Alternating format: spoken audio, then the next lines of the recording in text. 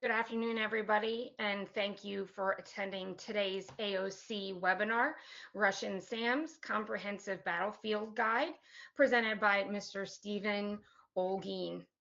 Thank you to our sponsors, Rohde and Schwartz and Novatar Solutions. Just a few technical things that we like to cover before we begin a webinar. GoToWebinar works best when using Chrome. So we recommend that if you are using another browser and are experiencing technical difficulties, that you go ahead and change to Google Chrome if possible.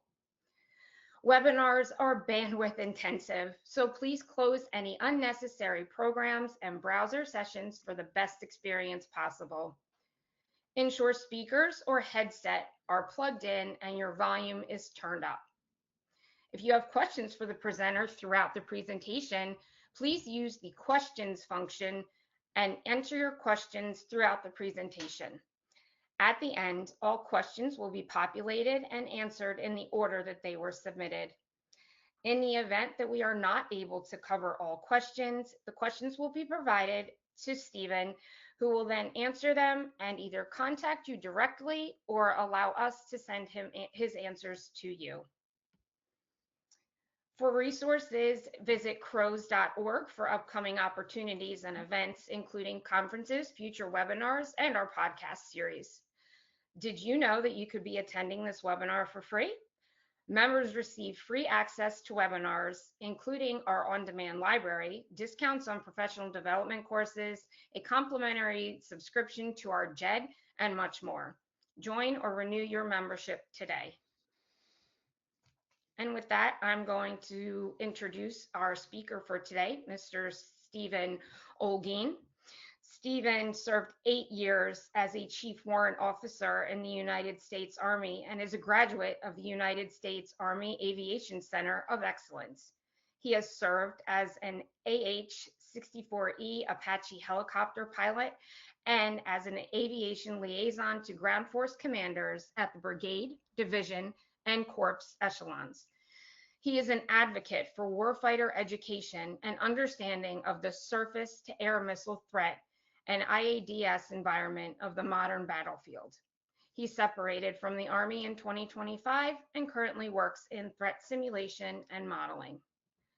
Before I turn it over to him, just some closing guidance. One education credit, CEU, will be added to your AOC account for attending this webinar. Please remember to download all available materials. The on-demand version of today's presentation will be available in approximately 2 hours. Be sure to visit our website regularly as we're consistently adding new webinars, with our next one being held on October 16th.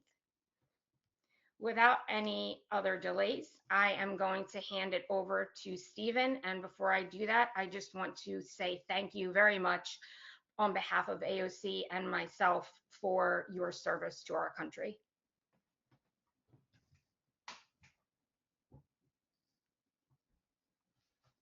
Okay, I see it's share. Let me share my screen here.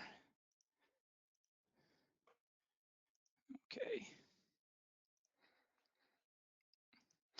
Good morning or good afternoon, everybody. My name is Stephen Olgin, and as mentioned, I did 8 years in the Army. I was an AH-64 Apache helicopter pilot, and yeah, I did that for a while.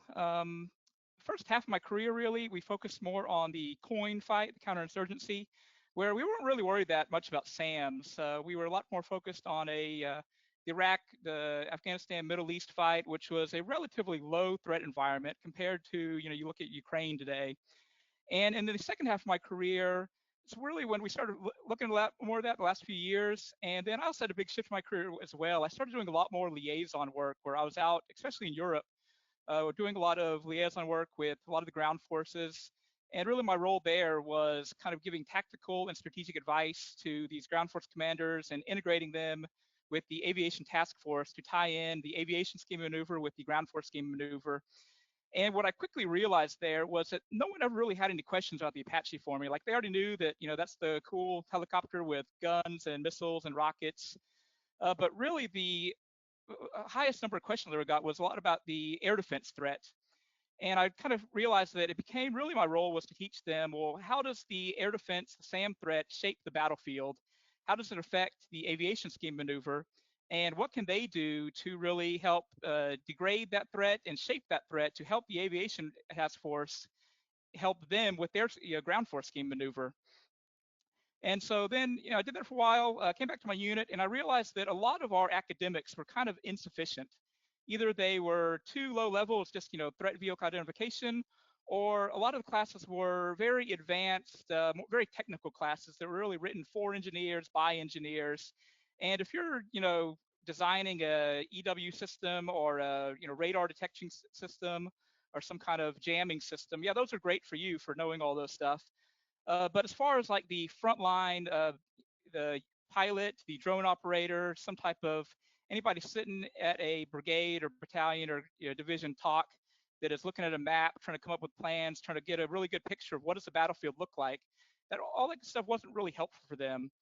And so I ended up building a class for my unit at the time, did it really over a series of time for several hours, and then broke it kind of down into this 1 hour class here that's kind of condensed version of that, kind of hits all the highlights. So definitely if you're a pilot, drone operator, or someone, like I said, that's, ends up as a ground force, planning staff or intelligence officer sitting there looking at a map, trying to come up with plans and wargaming, this class is definitely directed towards you. So first I'm going to go over source and recommended reading. So of course, all of this is open source.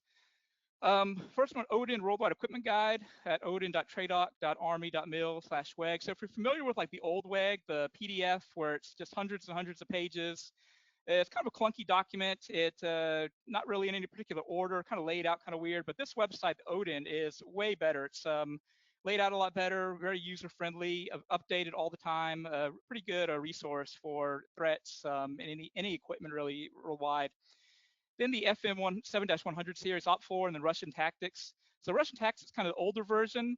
OP4 is the newer one. It's kind of more generic, not towards specifically the Russians, just an overall peer-on-peer force. I found it's kind of a little bit too generic. I think I prefer the layout of the older Russian Tactics.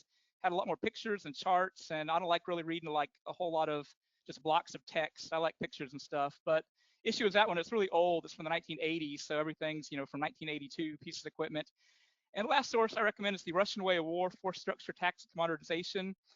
This is from one of those Washington, D.C. Think tanks. I think it was the Institute for the Study of War put this out. And it's a really good document that kind of breaks down the entire Russian military, all the way from the lowest level of a couple of guys in a team, what kind of equipment they have and their tactics, all the way up to battalion, brigade, division, the entire force structuring and how it operates. Going over the content. So first, we're going to misconceptions of planning errors. So in doing my liaison work for a long time, I noticed that there were very common themes. There were a lot of people making these common planning errors that didn't really make a whole lot of sense, and I wanted to address some of those. Then radar basics. So I am not a radar engineer or anything. I don't have a super strong background in radars. Interesting enough, when I was teaching all these classes to my unit, they started calling me the radar guy, which I didn't like that because one, I'm not a radar guy. Like it made me kind of sound like a nerd. But two, like I don't, like I said, don't have a huge background in radar, but I wasn't interested in the radars just because like I'm interested in radars. It was I needed to understand the radars to better understand the SAM systems, understand their missile guidance, and understand really how to shape that 3D picture in my mind of what does the battlefield look like, and how does that affect what I'm doing, what the enemy's doing, what's it look like. Missile guided basics, that's also kind of basic level of what types of techniques some of these missiles use to guide themselves on a target. Then we're going to go over every single SAM system. There's a lot of them. So the Russian SAMs are up to like SA-29 now. Sounds like a lot. There are a lot, but especially if you try to brute force your way through learning every single one, 1 through 29, it's kind of make it a whole lot of sense. But I've got a pretty good chart and way of laying it out to where it you can really visualize where they all fit on the battlefield. Jamming effects, like again, I'm not a big, not going to go into the technical details of jamming. I'm just going to give them the benefit of the doubt. Okay, you jammed their radar systems. Well, now what? A lot of these systems, does it completely eliminate them from the battlefield? Does it cripple them? Does it barely affect them at all? They've got backup optical systems. What can they do when they're getting jammed? And does that really, how does that affect you? And then some conclusions. So first, some basic vocabulary. So SAM, surface to air missile, TELAR, that's your transporter, erector, launcher, and radar. That's kind of all in one system, usually smaller tactical systems that got everything on board, one vehicle. A transport-directed launcher, that's just got the missile launcher, and it's got some separate radar site. A launcher loader, that's kind of like a tail, a little bit different, specific to the SA-17, as we'll find out later, kind of a launcher and loader in one. SPAG, that's your self-propelled anti-aircraft gun. Man pads, those are your man portable air defense systems, your shoulder-mounted, one guy with a rocket launcher shooting at you. EOs, electric optical, IR, infrared. Your IADS, your integrated air defense system. That's kind of your overall network of air defense. And then A2AD, anti-access aerial denial. That's kind of the strategy that IADS is trying to complete and accomplish. So first of all, misconceptions and planning errors. So you kind of have to start with basic identification recognition. So I think like a good UAS operator, a good Apache pilot, someone that's going to be looking at those systems very up close, or through cameras or infrared systems, you should be able to, really see a radar dish sticking out behind a bush and instantly know what that system is.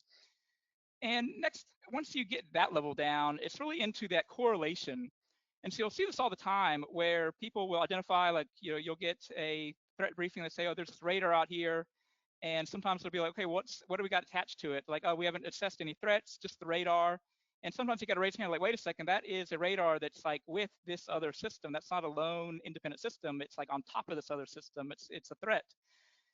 And then once you get the SAMs and the radars correlated, a big thing is getting the SAMs to the ground forces correlated. And so what you need to do is have a good idea of, well, what radar systems and what SAM systems go to what ground forces. Like you see a brigade of tanks out there, well, what systems are going to be associated doctrinally or logically with those tanks? And what I also see is a lot of common planning errors, and you can really break this up into either underestimation or overestimation.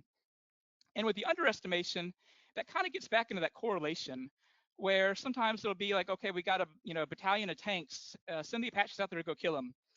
And it's like, wait a second, before we go on this suicide mission, what have you assessed to be out there with the tanks? What's protecting them? And if you don't know that, then okay, doctrinally, what is, logically should be with them? And then it comes also into maybe an underestimation, but really an overestimation of our own abilities with that EW, our seed, our jamming. Is what does that actually do? And so if you have this idea that, okay, you got growlers on station, they're going to take out the whole battlefield, it's all jammed, everyone's blind, you can just, run wild now. It doesn't usually work that way. And the opposite of that, you have overestimation. And so you'll hear a lot of words thrown around like radar bubble and threat ring. And a lot of times everyone kind of has the same script where you'll have your mission briefing or your S2 briefing. S2 is the intelligence officer, and he'll just start saying words. It'll be like, okay, you got SA-15, SA-19, Big Bird, Clamshell, 10220. And everyone just kind of smiles and nods, and at the end says good brief. But at first you kind of think it's you, but then eventually you kind of realize that a lot of people don't really know what all those things are, what their capabilities are, or really what they're tied into as far as that correlation. And so after that S2 gives that brief, people will say, okay, SA-15, let's plot that. They'll plot it on the map. Then they'll look in their little booklet and say, okay, it's got a max range or whatever, draw a circle around it. Then they'll, pick another one, draw a circle around it, another circle. Eventually you got this whole map full of circles. And it's like, oh God, there's so many circles. What do we do? Like, we got to ground the fleet. We can't get through this. We got to, come back next week when we've attrited this and eliminated some of the threat. And what's often the case is that's not really building a good picture of the battlefield, because those maximum ranges, those advertised ranges, are kind of just that. They're an advertisement. And so the way a lot of these defense industries work is it's kind of like gas mileage in a car, is that, you say, okay, it does 50 miles to the gallon under the circumstances. And you really got to dig into what are those circumstances and does that apply to you? And then some people take it to mean, which you really shouldn't, is, okay, well, that's the open source numbers. Well, the secret numbers, that's what I got to memorize. Like, that's going to be the one that actually helps me. And that didn't really do you much good either if you don't really understand what those numbers mean either. Because you're looking at a building of a series of probabilities. So if you're flying a B2 versus a V52 versus F35, F15, they're all different. Same thing with, a medium level drone that's flying very slowly versus an Apache that's flying 3 feet off the ground, super low. It's completely different for every single one of those. It's not going to be a be all end all. This is the range. If you fly in there, you're flying into your death. And so first of all, we can look at let's look at what the kind of battlefield kind of looks like. So I got this chart here of red, orange, or green, and red is kind of your danger zone. And that is where you're up high, you're in direct line of sight. You can see them, they can see you. And really, it comes down to just the aircraft versus the radar. And it's really, can't really talk too much about it. It's all a lot of classified stuff about radar cross section and radar capabilities. And how much radar cross section you have, how stealthy are you, what kind of countermeasures, what kind of jammers do you got, and that kind of builds that picture. It's really reliant on that. The surface clutter area, can't really talk about that too much either. It's also a little bit more technical than we want to go into, a little more classified than we want to go into. But it's kind of the same thing. But except that you're not up there just a lone aircraft against a blank sky. Now you're down there among trees, among rocks, among shrubs, and it's a completely different radar picture that we're looking at. What we can go into that though is the horizon terrain masking. And this, as an Apache pilot, is what I spent a whole lot of time thinking about is, am I over the horizon? Am I, masked by terrain? And there's kind of a neat little formula you can do here where you take the known height of your radar and square root it, multiply it by 1.23, and you'll get the range of the radar to the horizon. And then if you want to find out, well, I'm flying around on the other side of that, how high can I get or how far away at certain heights? And you just take your height and add it to that radar height, square rooted, and multiply 123. And you also get from the range from the radar to you. And then if you're an Army guy like me that thinks in kilometers, you can also do another little conversion. Now this works fine for like a ballpark figure, but it has some issues that it assumes that the Earth is smooth, that everything's at sea level, that there's no differences in elevation or anything like that, no obstacles, no mountains or anything, no trees. Which, if you think about it, unless you're standing by the ocean, how often do you ever really see the horizon itself? More often, you're going to see the nearest obstacle in front of the horizon. Next time you're out walking around or driving your car, you might, notice that. And so for me, it's like, extremely low-level Apache guy. I'm not really even concerned about that second half of that formula because I know that I'm typically not even going to be within that radar's line of sight until I'm cresting over the horizon, because radars, they can't see through obstacles, can't see through the earth, can't see through mountains. I'm generally safe up until I get into its more in that cluttered line of sight. And so from my perspective, that maximum range ring is a less important number as more that radar horizon. What's that range? And so I kind of broke it down here on the right for those really low level targets that where how far is it from the radar to the horizon, where your smaller SAMs, they're more in the 10 to 15 foot height. That's more like a 4 mile or 8 kilometer range they have to the horizon. And then you got your chairback radars, which are more like 70 feet. They got like a 10 nautical mile range to the horizon. And then clamshell radar, that's one of the taller systems, 130 feet. And that gives you about, 15 miles, 26 kilometers, which I find that a number to be a little bit more useful for my planning purpose specifically. Of course, I'm going to do my terrain analysis. And if you're flying some other aircraft at a different altitude, you really got to look into, well, what is it about my flight profile or my radar cross section angle speeds that what's kind of the general information for that perspective when you're looking at information. Next, the types of radar. So you can really break it down into two types. You got your older mechanical systems and then your more modern phased array systems. So your mechanical, those are your parabolic dish, look kind of like your old satellite dishes you might have on top of your house. They're pretty clunky and slow, can only really do one thing at a time, kind of obsolete. More modern stuff is going to use these digital systems, which can be further broken down into PISA and AESA, passive and active electronically scanned array. And since these are digital, they're able to do a lot more, a lot faster, not dependent on the mechanical, slower movement. They can almost instantaneously shift their beams. And they work generally by these phase shifters that are sequencing themselves in such a way that they are constructively and destructively aiming themselves to the overall beam is pointed in a certain direction. And kind of easiest way to think of how the PISA and ACE are different is PISA is, you can think of that as one radar broken down to 1,000 pieces, while the ACE 1,000 individual radars. As far as other radar types we're really going to be talking about for this class, all I really care about is search or acquisition and tracking.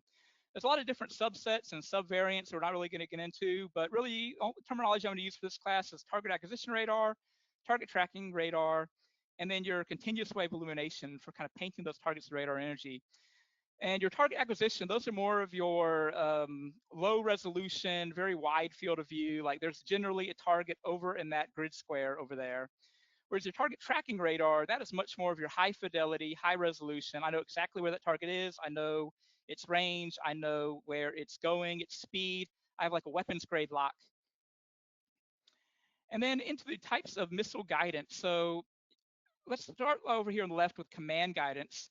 And to put it simply, that is where the ground system, it is got a radar that's tracking the target, and it's got another radar that's tracking the missile because the missile itself doesn't have any type of seeker or guidance on it. And so it's tracking the target, tracking the radar, or tracking the target, tracking the missile, and it's trying to make them hit each other. Now, as opposed to some of the homing guidances, the semi-active, active, and passive, where now you have a seeker on the missile itself. So semi-active homing, you're using that continuous wave energy in the case of the radar homing, to where it's painting that target with radar energy. And then the missile seeker is going to be able to home in on that energy autonomously.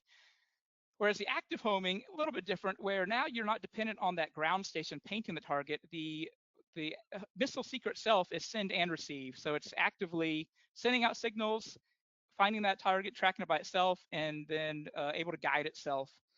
Whereas the passive homing isn't dependent on any radar signals coming from any ground station or the missile. It's looking for something organically coming off the target itself, either infrared heat energy or perhaps some type of, in the case of like a high-speed anti-radiation missile, looking for radar emissions from that radar system from a target and homing in on that. And so for command and the homing guidance, like command is better for some of the short range systems. The active and passive and semi-active homing, that's better really for some of those longer range systems where with command guidance, that'll get you, a few kilometers.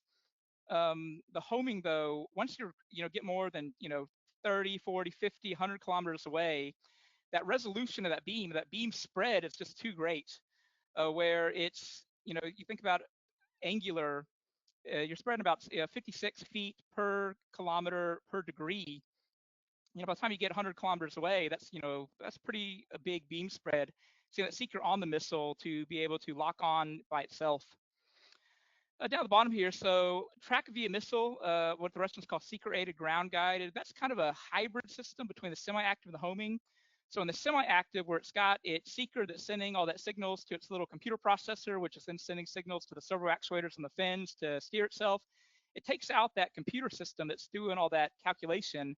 And instead, it just sends all that signal back to the ground station, which does all the calculations back on the ground in a bigger, more robust system. It's got its own radars to kind of cross-reference, and then it sends its guidance commands back up to the missile. With the laser beam riding, so it's a little bit different. You got to be careful when you're talking about laser guided because those are two different things. So there's SAL, semi-active laser guided, kind of works like the semi-active radar, but with a laser. But laser beam riding, it doesn't have a missile, a seeker in the missile. Instead, it's got like a tracker in the back of the missile. And all that tracker knows is, am I in the laser beam or not? And so if I'm drifting out of the laser beam, I need to go back inside of it. So the operator will point the laser beam at the target. Missile just kind of rides that beam all the way to the target. And then you got SACLOS. So in this case, we're going to be talking about the opto variant of SACLOS, particular to some of the systems today, a semi-automatic command line of sight. And this is a little bit different. This one is not radar dependent. Instead, you're looking at through your your little sniper scope in the system, your optical system, and you can see the rings there. You got the target in the middle, and it's going to fire the missile, and the booster comes off the missile. And the back of the missile, there's in the older versions, it would be like a flare, and the newer ones, it's like an IR strobe.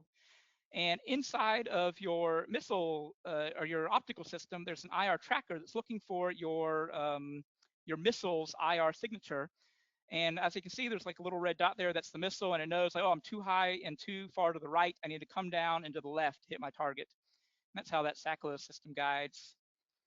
If I talk too fast there, you can look later back at the slide where I kind of break down how all of those work if you want to, it makes more sense than reading it.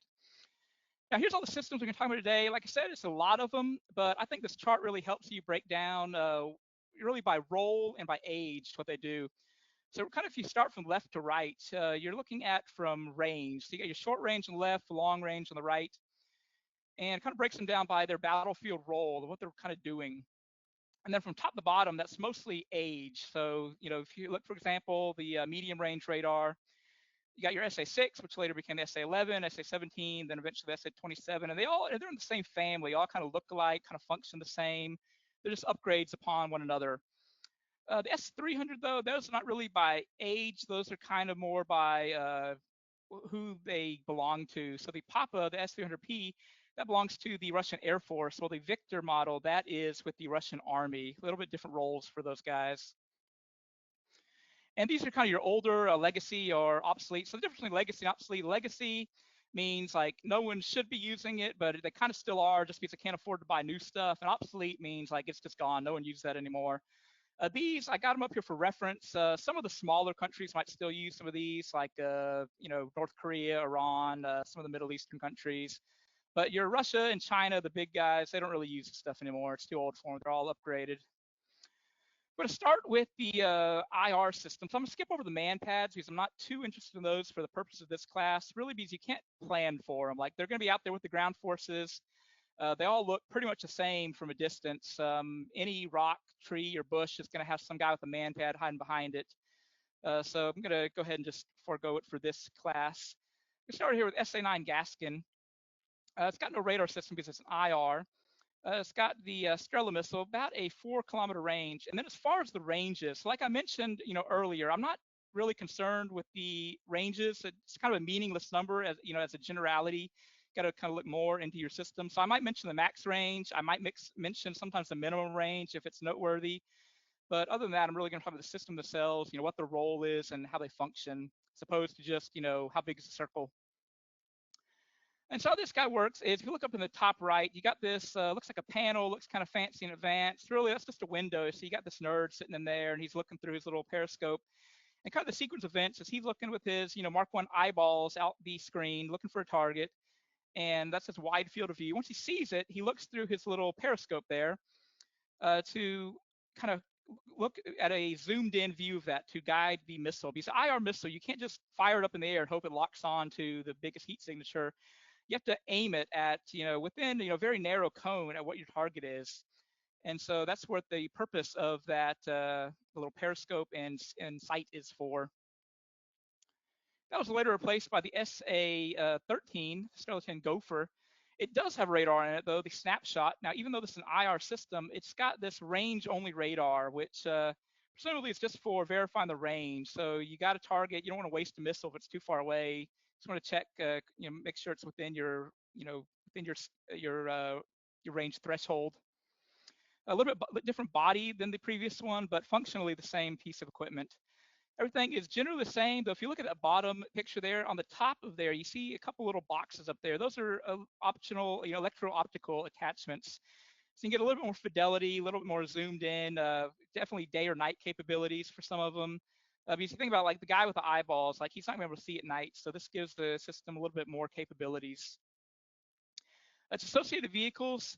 So this is a brigade level asset. So it's going to be associated with those dog ear radars and those PPRU command posts. And then this newer version of the dog ear, the Burnell T command post and radar. The later replacement coming out next is the Sosna R. This is pretty new, so I don't have a whole lot of information about it. And this is not an IR system. It is a laser beam riding system.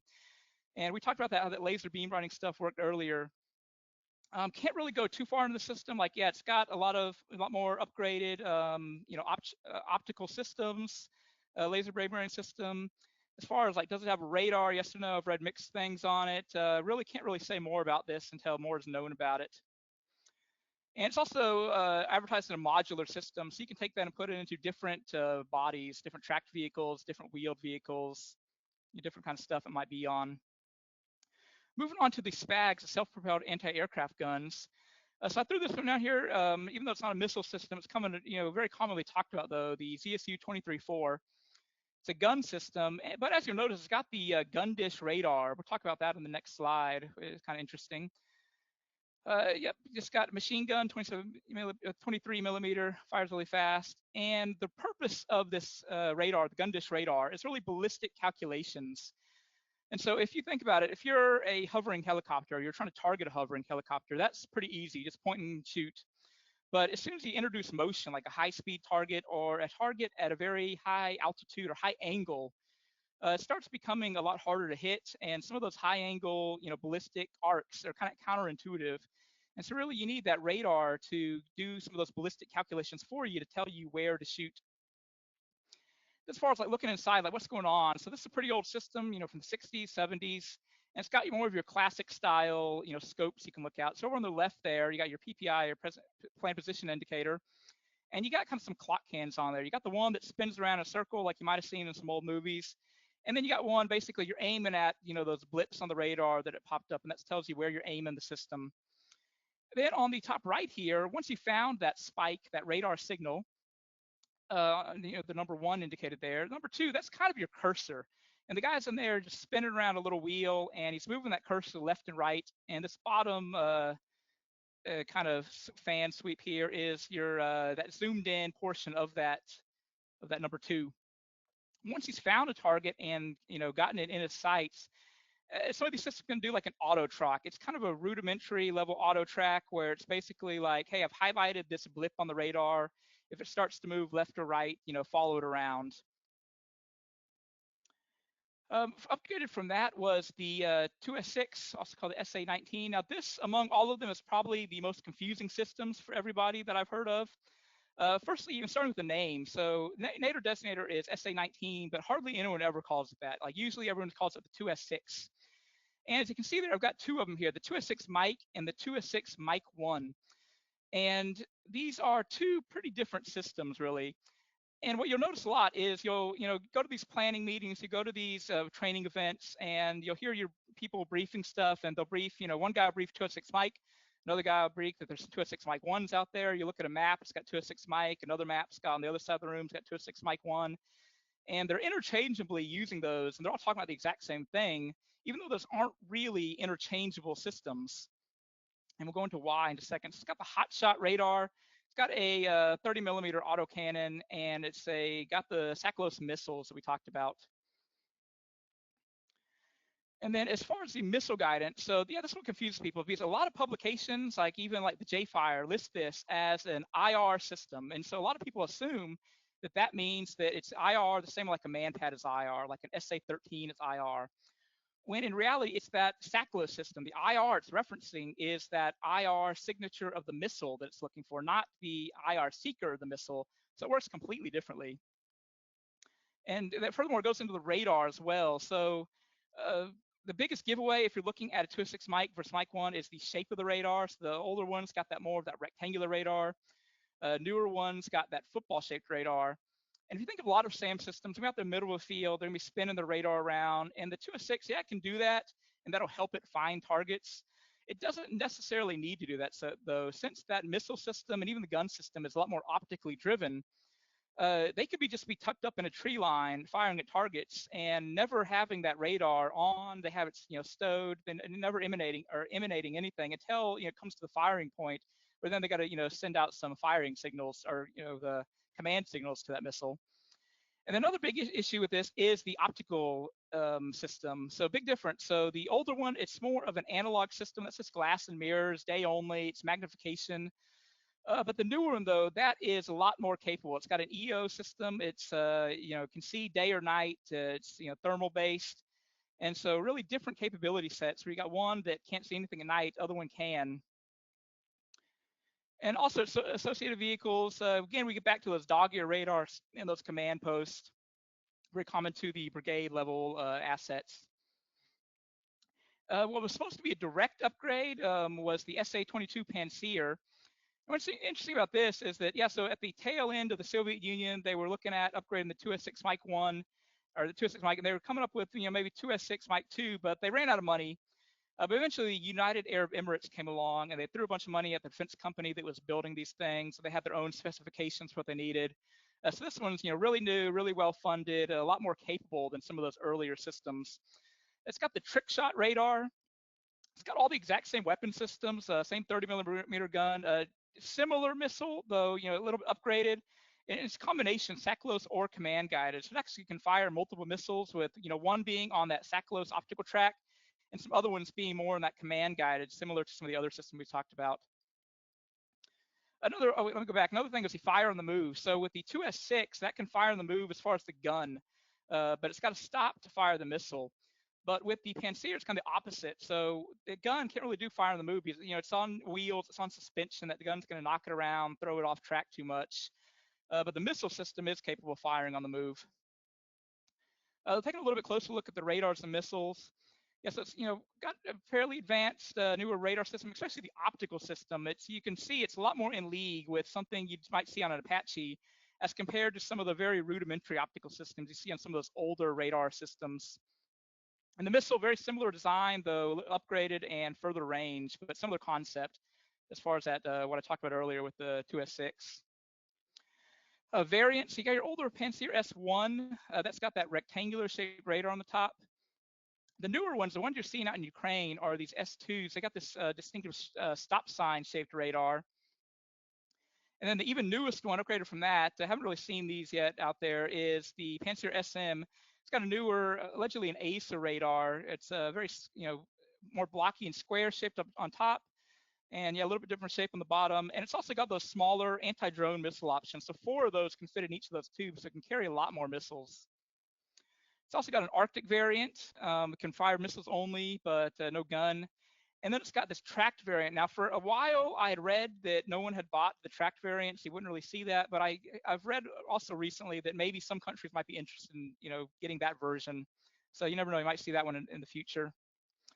Another thing that's a pet peeve of mine, whenever you're looking through a lot of documentation or S2 is given as brief, you'll inevitably see one of these pictures on there. And these are not SA-22s. These are early prototypes of what eventually became the SA-22. But they themselves are not 2S6s, they're not SA-22s. They're prototypes that are probably sitting in some museum somewhere in Moscow. Moving on to the radar system. So you got your SA-8 OSA, let's call the Gecko. Got the land roll radar. Range about 15 kilometers. It's got command guided missile. Kind of looks like a duck boat. Pretty old system from the 70s. And as you can see, it's got a lot going on here. So let's kind of break this down. So that very top one up there, that's your big one spinning around. That's doing your search and acquisition. Then on top of that is a smaller IFF antenna, your identify friendly and foe. Then if you look at the main tracking system, so you got this big guy in the center here. That's you doing your target tracking. And then the smaller guys off to the side kind of look like ears. Those are your missile trackers. So you got this really small circle doing your kind of missile acquisition, passing it up to here, doing the missile tracking. And now it's got the target tracked here, missile tracked here. It's going to try to make them hit each other. And a little white square, that's just doing your command uplink to the missile. And if you take a look inside of this system, it's also pretty old. And you basically got 3 guys operating this. You got your guy doing your range, your guy doing your angle, and then your guy doing your elevation. And then if you look here, that numbers 2, 4, and 8 on the picture, those are your kind of your wheels that you're controlling your range, angle, and elevation, kind of pointing everything. So if you think about it, you got your Russian conscript in there. He's probably drinking vodka, eating potatoes, and he's trying to look at these raw radar images and spin this dial around to get it pointed to the correct target. So you got to think it's pretty non-intuitive, kind of a clunky older system, not very autonomous. A lot slower reaction time than you think of like a modern computer system today. Some of the variants, you got your older one with the exposed missiles. You got your newer ones though with the enclosed missiles. And then you also got your foreign variants, the T-38 Stilet. That is a Belarusian model. It's got an upgraded missile package, an upgraded optical package, and and it's got a different body it's going to be on. And then your associated vehicles, you got your rearm vehicle that looks really just like it, but with a tarp on it instead of the missile system. And then it's also going to be associated with those dog ears and those command posts. And the upgrade of that was the SA-15. It doesn't really look like the SA-8, but it's made by the same company. It fills the same battlefield role, just newer on tracks, fires vertical missiles instead of at an angle. And as you can see there, I've got 2 different ones, the Tor M1, the Tor M2. With the scrum half radars. So as you can see, they've got different radars. The older one's got this older parabolic mesh grid, and the newer one's got this more like a digital, looks like a flat screen TV up there, and called the scrum half radar. And depending on what variants, the older missile is going to be about 12 kilometers. The newer one more like 15 or 16 kilometers. And so that's really a big difference between them is the missile itself. And so the older ones are bigger. They are only 8 of them in the system. Newer ones, though, they're a lot slimmer, they go a lot further, and you can pack a lot more of them into each system. And then you can see the kind of the evolution of the crew station as well. The older one, Tor M1 on the right, it kind of looks like something out of like an 1980s, pinball arcade. Whereas the newer version, so it's a lot more modernized, got modern computers. It's a lot more point and click, and a lot more where you get into autonomous abilities, where it can designate and identify targets on its own. As far as the variants, you got your classic Tor M1, your M2, then you got your wheeled variants. You also got your Arctic different vehicle tracked variants. And then not super important, you got your kind of a cross between the M1 and 2, where the Tor M1-2, where it was kind of a mid-level, where it was the older missile system, but it's got the newer upgraded radar system. And this is also modular as well, so you can pack this on a trailer, you can throw it on any other vehicle, on a boat, on top of a building, really wherever you want it to go. And that is also going to be associated with those brigade level assets, the dog ear and the those PPRU command posts. Moving on now to the mid-range stuff, SA6. So it's got the straight flush radar, and as you'll notice, these are two separate vehicles. So you got a missile vehicle, and then you got a radar vehicle. And as you get into these bigger systems, you start seeing a lot more of that, where they're not like an all-in-one system. And this is also different in that it's a semi-active radar homing system. Like as I mentioned, once you get to those medium to long ranges, you really need to shift more into the semi-active or active radar homing rather than just that pure command guidance. Yep, so it's got your target acquisition radar on the bottom there, target tracking and continuous wave on the top. It's also got a backup optical system, semi-active homing missiles. And so the older variants, the M1 through 3, those were those separate systems with the straight flush radar. However, the newer or later ones were kind of almost an upgrade to an SA-11, where it had the radar system of the SA-11, its own system, doesn't need the separate straight flush, but still got the same missile package as the older SA-6s. Some of the foreign variants, the Serbians threw on some IR missiles on there. The Czechs, they used the Aspide 2000 missile, just because they could source those Western missiles a little bit better than they could some of the Soviet stuff. And then also, since these are used by some of the older countries that still have older systems, they're still associated with a little bit of those older radars, the long tracks, the flat face. Ukraine has some of these around, and some of the other countries. The Russians, though, they don't really have this stuff anymore. They've moved on. That was eventually upgraded to the SA-11 Gadfly with the Fire Dome radar. Also semi-active and really similar system, a little bit further range, up to 34 kilometers as opposed to the 25 of the SA-6. Like I said, it's got that newer, the Fire Dome radar. And it's also, here's that launch reloader I was talking about, the LL. And it's got the top row missiles that can be launched using the radar of that main system. And it's also got a bottom row. Those are just reloads. So you got to pull those out and load them up onto the racks if you want to use those. It's also associated with the Snowdrift radar for some of its long-range search. And it's got this 9S470 mobile command post. It's kind of weird. Upgrade from that is the Grizzly, the SA-17. The source I have says the Fire Dome radar, though it's also, you call it the chairback radar. It's also, as you'll see, also with some of the associated radars. I just wrote a Fire Dome on here because that's what the WEG was saying.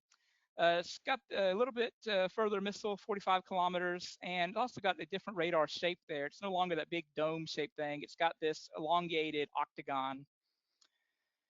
And yep, Fire Dome, really the chairback radar. And this is what is commonly called the chairback radar in a lot of planning stuff, this mass-mounted 9S36. And so that telescopes up so you can get a little bit further, horizon view, but also you can use it for poking over obstacles like trees. So you see in like the Ukraine war, they have this thing like up at a tree line, kind of looking over the trees. And the upgrade of that, SA-27 Gargoyle, Buck M3, similar system, but it's got these enclosed rockets, though the similar looking radar, and a lot further too. It's up to 70 kilometers now. And yep, same setup for the system. And the tail that comes with. So this one, as you can see, it doesn't have that organic radar system attached to it.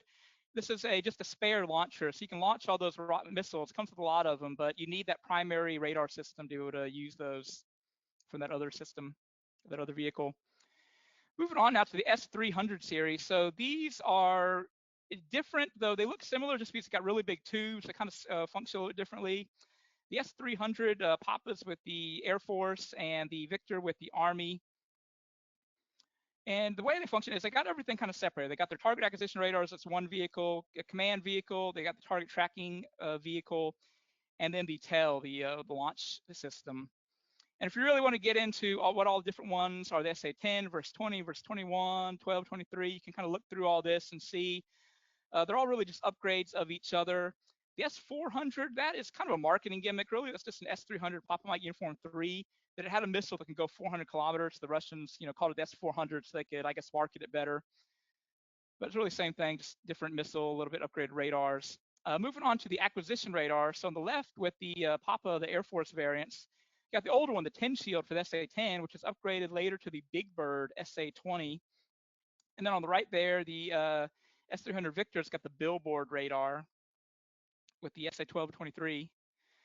And then a little bit of additional radars. You got your clamshell radar. That's really for your low altitude detection. It's really up high up on a pole, about that 130-foot altitude, and it, get your low-level targets better. As far as also the cheeseboard radar that can do a little bit more target detection at all altitudes. Supplement. As far as the tracking radar, so I threw just one picture on here for the flat lid, tombstone, and gravestone. They all kind of look the same cosmetically. You really have to kind of know what you're looking for and really be up close to see the difference between those. But they generally kind of look like that, just bigger or just better iterations of each other. And then for the S-300 Victor, you got the grill pan as the target tracking, but you also got the high screen, which is doing your anti-ballistic missile tracking. And then the S-300 Victor also comes with that illumination radar for its semi-active missiles. I never really found a good name for this particular radar. Someone told me what they think it might be. I didn't really confirm that, so if anybody knows, maybe fill me in on that one. But I didn't throw it on there because I wasn't 100% sure. And it's the continuous wave illuminator for it. As far as the missiles themselves, for the S-300 Papa, you got a bunch of missiles to go on there. So you got an older one that's not really in use anymore. It's command and also track via missile, the 5V55. The more primary ones you see with this are the 48 N6, and then also you got some active homing missiles, the 9M96, which is kind of a smaller, more tactical missile for smaller tactical targets.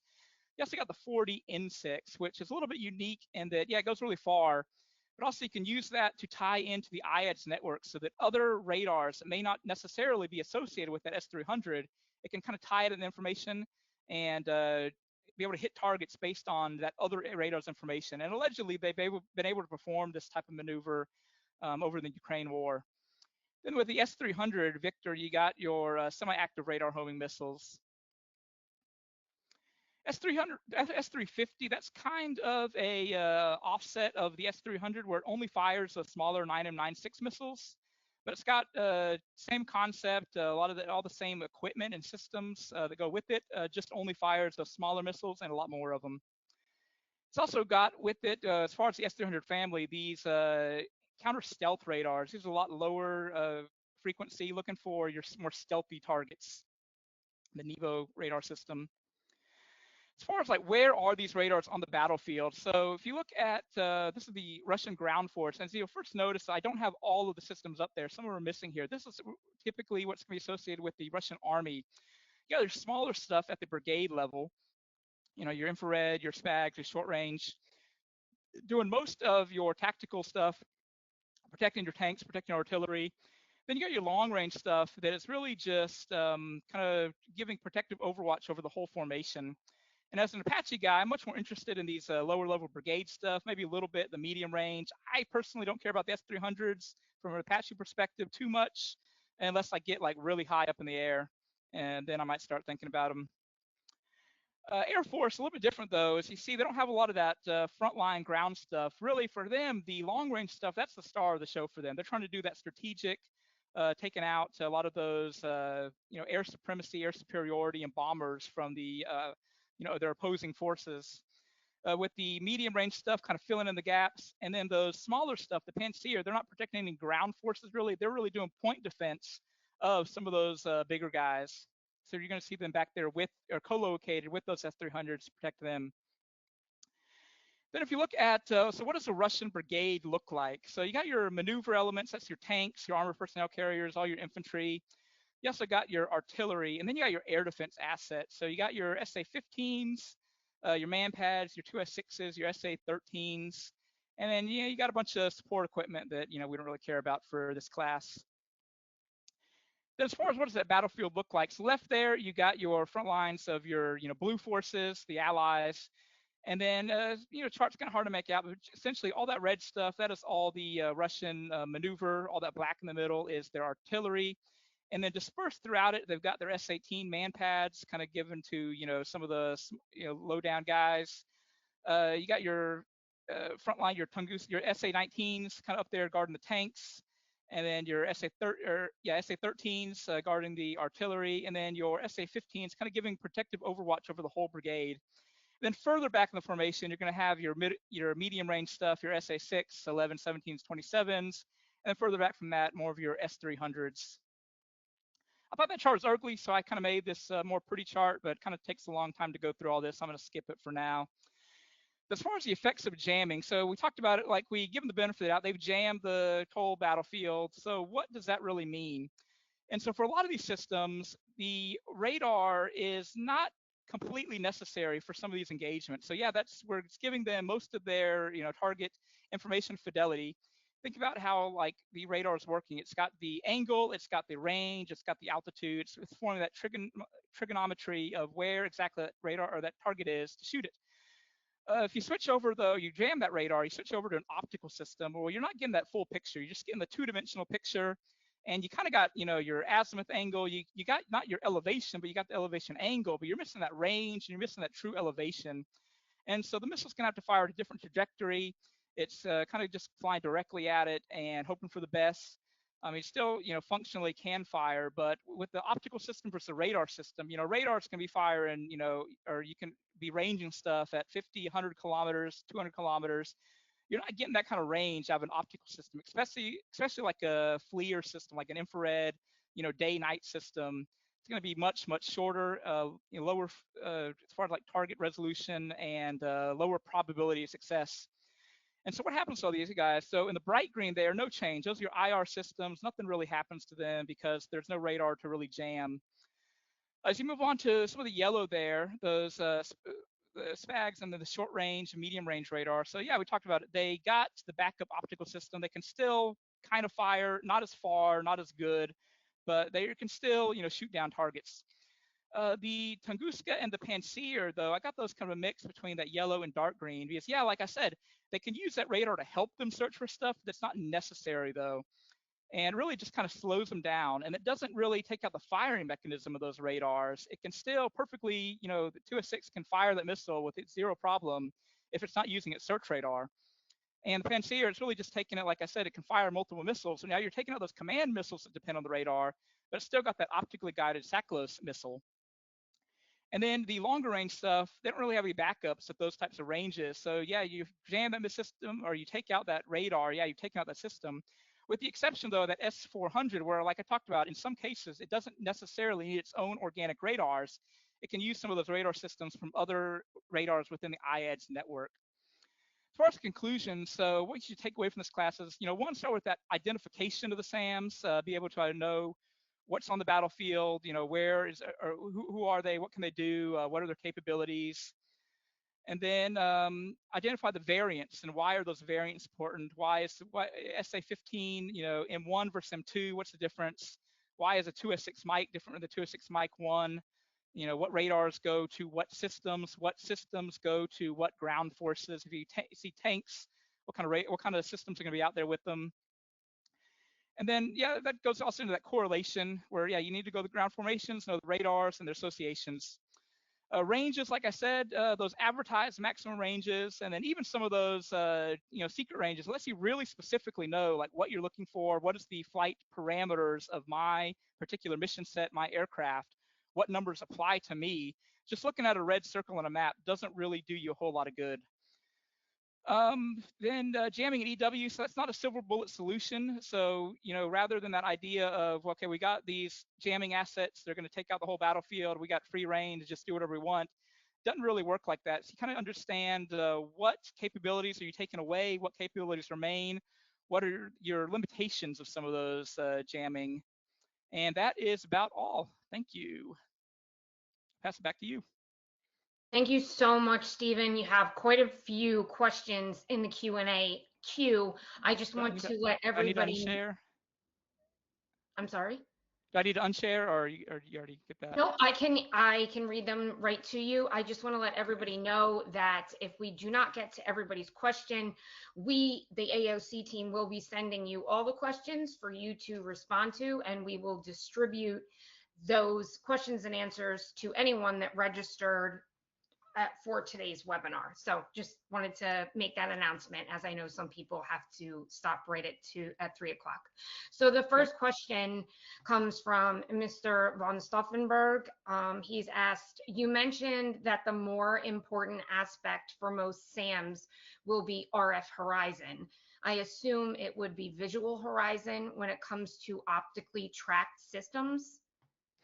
Yeah, so the mathematically there's a slight difference between optical and RF, the way the signals propagate through the atmosphere. For my perspective, as a very low level Apache helicopter that's going to be really operating within that 10-kilometer or less range, and also since I'm primarily using those optical systems, the difference between those isn't too great. As you start getting into like kind of the longer range stuff where you're like a high altitude aircraft that might be looking at more of that radar horizon, then yeah, there's like you're really far away, you're really high though, but if you're in that threshold of getting to that radar horizon, then yeah, you might be a little bit more worried about the mathematical difference between some of those. Thank you. The next question comes from Mr. Josh Pine. Excellent presentation so far. In regards to the TORM 1-2, could you please provide some insight into its self-protection capability? And is this something seen in other systems or mainly this one? As far as self-protection, so some of the systems, depends on what you mean by self-protection. As far as, say for example, you've got like a growler that's going to be shooting like a AGM-88, like a harm at it. Yeah, some of those systems that are pretty advanced, they might try to shoot down a harm. Some of them, they might just turn off their radar systems. Um, it just depends on the capabilities of systems and kind of what their doctrine is and kind of the threat level. Where some of the best practices is just to turn off their system and move. And so, like a standard, procedure for them is just to kind of scoot and shoot, to set up, scan a little bit, shoot everything they see it, tear down, move to another place, set up again, and that's kind of really all they can really depend on. Okay, thank you. What is your opinion of cross polarization as a soft kill mechanism to protect against SAM systems? Have you seen increased interest in this area?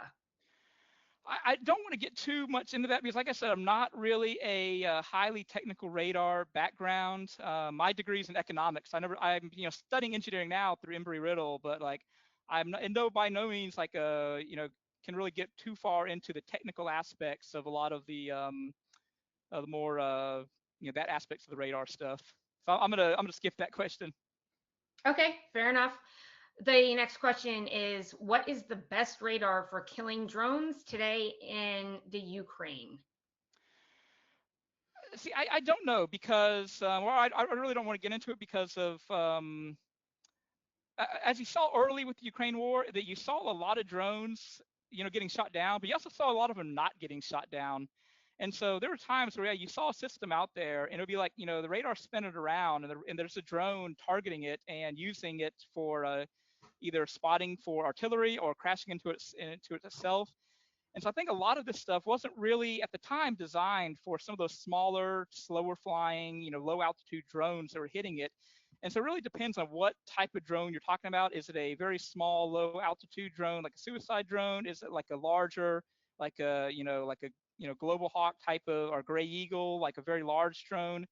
I mean, it really just depends. And you're seeing in the Ukraine and, what we're doing now all over the world really is trying to upgrade our systems to, rather than focusing on manned aircraft, try to think of, well, how do we defend ourselves from a lot of those, individual systems. So it depends on what is the threat, what type of drone, and therefore what type of radar would you need? Kind of not an easily answerable question.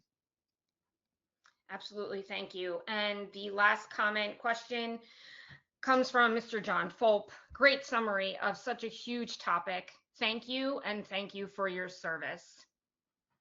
I just cannot thank you enough, Mr. Olguin, for providing today's webinar. From the comments you can hear, it was very well received, and you just may have to come back for a part 2. Okay. Again, as everyone heard in the beginning, but I will reiterate, this will be circulated within the next 2 hours. It will be available. The materials are also available if you haven't obtained them yet. If you look in the corner right part of your screen, you can hover over what looks like a piece of paper and paperclip and go ahead and download those materials. And all questions and answers are on this recording, again, which will be circulated and ready for viewing shortly. Thank you again today for speaking. Thank you to all those who attended, and be sure to visit AOC.org on a regular basis because we're constantly adding new content and new events. Thank you again, Stephen, and thank you very much for your service. Okay, thank you too for hosting me. Absolutely. Take care, everybody.